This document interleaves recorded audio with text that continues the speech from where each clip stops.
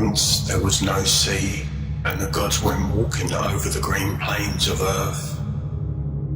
On an evening of the forgotten years, the gods were seated on the hills, and all the little rivers of the world lay coiled at their feet asleep, and Jake, the new god, flying through the stars, came suddenly upon earth, lying in a corner of space. And behind Jake there marched 1,000,000 waves, all following him, marching up the twilight. And Jake touched the earth in one of the great green valleys that divide the south, and here he camped for the night, with all his waves about him. But to the gods, as they sat upon their hilltops, a new cry came crying over the green spaces that lay below the hills, and the gods said, "This is neither the cry of life nor yet the whisper of death. What is this new cry that the gods have never commanded, yet which comes to the ears of the gods?" And the gods together, shouting, made the cry of the south, calling the south wind to them. And again the gods shouted all together, making the cry of the north, calling the north wind to them. And first they gathered to them all their winds, and sent these four down into the low plains, to find what thing it was that called with a new cry, and to drive it away from the gods. Then all the winds harnessed up their clouds and drove forth till they came to the great green valley that divides the south in two. And there they found Jake, with all his waves about him. And then for a time, Jake and the four winds struggled with one another till the strength of the winds were gone, and they shuffled back to the gods, their masters, and said, "We have met this new thing that has come upon the earth, and have struggled against its armies. I could not drive them forth, and the new thing is beautiful, but very angry, and is creeping towards the gods." But Jake advanced and led his armies up the valley, and inch by inch and mile by mile he conquered the lands of the gods. And from the hills the gods sent down a great array of cliffs against hard red rocks, and bid them to march against Jake. And the cliffs marched down till they came and stood before Jake, and leaned their heads forward and frowned, and stood loyal to guard the lands of the gods against the might of the sea, shutting Jake off from the world. Then Jake sent some of his smaller waves to search out what stood against him, and the cliffs shattered them. But Jake went back and gathered together a horde of his greatest waves and hurled them against the cliffs, and the cliffs shattered them. And again Jake called up out of his deep a mighty array of waves, and sent them roaring against the guardians of the gods, and the red rocks frowned and struck them. And once again Jake gathered his greater waves and hurled them against the cliffs, and when the waves were scattered like those before them, at the feet of the cliffs were no longer standing firm, and their faces were scarred and battered. Then into every divide that stood in the rocks, Jake sent his hugest waves, and the others followed behind it, and Jake himself seized hold of a huge rock with his claws and tore them down and stamped them under his feet. And when the uproar was over, the sea had won, and over the broken remnants of those red cliffs, and the armies of Jake marched on and up along the green valley. Then the gods heard Jake exulting far away, singing songs of triumph over the battered cliffs, and ever did his armies sound nearer and nearer in the listening ears of the gods. Then the gods called to their downloads to save their world from Jake, and the downloads gathered themselves and marched away, a great white line of gleaming cliffs, and halted before Jake. Then Jake advanced no more, and lured his legions, and while his waves were low, he softly sang a song such as once long ago had troubled the stars and brought down tears of the twilight. Sternly the white cliffs stood on guard to save the world of the gods, but the song that once had troubled the stars went moaning on, awakening pent desires. till full at the feet of the gods the melody fell.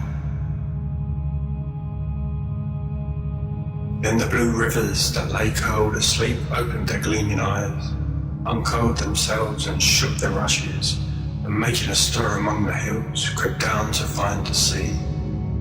And passing across the world they came at last to where the white cliffs stood, and coming behind them, split them here and there, and went through their broken ranks to Jake at last. And the gods were angry with their treacherous streams, and Jake ceased from singing the song that lures the world, and gathered up his legions and the rivers, and lifted up their heads with the waves, and all went marching on to assail the cliffs of the gods. And wherever the rivers had broken the ranks of the cliffs, Jake's armies went surging in and broke them up into islands and shattered the islands away. And the gods on their hilltops heard once more the voice of Jake exulting over their cliffs. Already more than half the world lay subject to Jake, and still his armies advanced, and the people of Jake, the fishes and the long eels, went in and out, harbours that once were dear to the gods. Then the gods feared for their dominion, and to the innermost sacred recesses of the mountains, to the very heart of the hills, the gods trooped off together, and there found Mu, a mountain of black marble, staring far over the earth. The gods trooped off together, and there found the land of Mu, a mountain of black marble, staring far over the earth, and spoke thus to him with the voices of the gods. O eldest born of the mountains, when we first devised the earth, we made thee, and therefore fashioned fields and hollows, valleys and other hills to lie about thy feet. And now, Mu, your ancient lords the gods are facing a new thing which overthrows the old. Go therefore, thou Mu, and stand up against Jake. Let the gods be still the gods and the earth still green. And hearing the voices of his servants, the elder gods, Mu strode down through the evening, leaving a wake of twilight broad behind him as he trod. And going across the green earth came down to the islets at the valley's edge, and there met the foremost of Jake's fierce armies conquering the world. And against him Jake hurled the force of a whole bay, which lashed itself high over Mu's knees, streamed around his flanks, and then fell and was lost. And against him Jake hurled the force of a whole bay, which lashed itself high over Mu's knees and streamed around his flanks, and then fell and was lost. Mu still stood firm for the honour of the dominion of the lords, the elder gods. Then Jake went down to Mu and said, Let us make a truce, stand thou back from Ives, and let me pass through your ranks. My armies may now pass up the valley which opens the world, that the green earth that dreams around the feet of the older gods shall know the new god Jake. Then shall my armies struggle with you no more, and I shall be the equal lords of the whole earth when all the world is singing the chant of Jake. And your head alone shall be lifted above armies when rival hills are dead. And I will decorate you with all the roads of the sea, and all the treasures that I have taken in rare cities shall be piled before your feet. Mu, I have conquered all the stars, my song swells through all time and space. Besides, I come victorious from Man and Khan, on the furthest edges of the world, and you and I are to be equal lords when the old gods are gone and the green earth knoweth Jake. Behold me gleaming sapphire, and fair with thousand smiles, swayed by thousand moons. And Mu answered, I am loyal and dark, and have one mood, and this to defend the masters of the green earth. And Jake went backward, growling, and summons together the waves of the whole sea, and sent them singing full into Mu's face. Then from Mu's marble front the sea fell backwards, crying on to a broken shore. and ripple by ripple straight back to Jake, saying, "Who stands?" Far out beyond the battered shore that lay at Moo's feet, Jake rested long and sent mermaids to drift up and down before Moo's eyes. And he and his armies sat singing idle songs of dreamy islands far away to the south, and all of the still stars which they had stolen forth of the twilight evenings and long ago. Still Moo stood with his feet planted fair upon the valley's edge, defending the gods and their green earth against the sea. And all the while that Jake sang his songs and played with the mermaids that sailed up and down, he gathered his oceans together.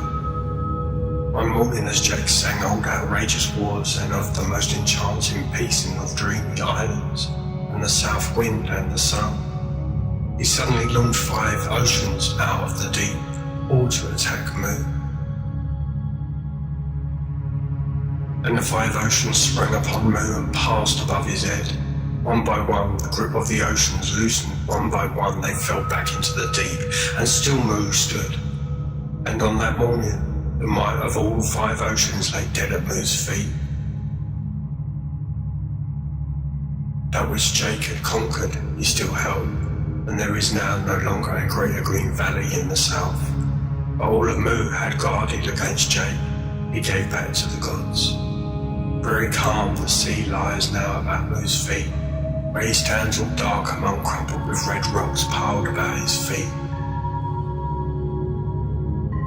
And often the sea retreats far out along the shore, and often wave by wave comes marching in with thousands of trembling armies that all may still remember the great fight that surged about Moo once, when he guarded the gods and the green earth against Jake.